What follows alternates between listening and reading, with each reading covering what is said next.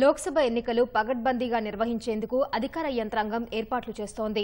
Polling శాతం పెంచేందుకు అవగాహన కార్యక్రమాలు, ర్యాలీలు చేపడుతోంది.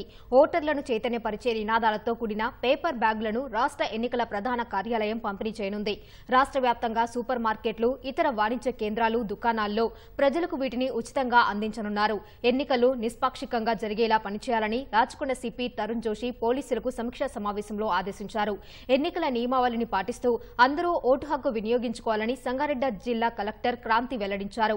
తనిఖీల్లో భాగంగా ఇప్పటివరకు 11.74 కోట్ల విలువైన నగదు, మద్యం, ఇతర వస్తువులు స్వాధీనం చేసుకున్నట్లు నల్గొండ నియోజకవర్గ రిటర్నింగ్ అధికారి హరిచంద్ర తెలిపారు.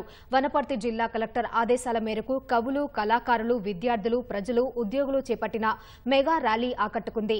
ఎన్నికలు ప్రశాంత వాతావరణంలో నిర్వహించేలా భద్రాద్రి కొత్తగూడెం జిల్లా ఇల్లెందులో పోలీసులు, సీఆర్పీఎఫ్ బలగాలతో కలిసి కవాతు నిర్వహించారు.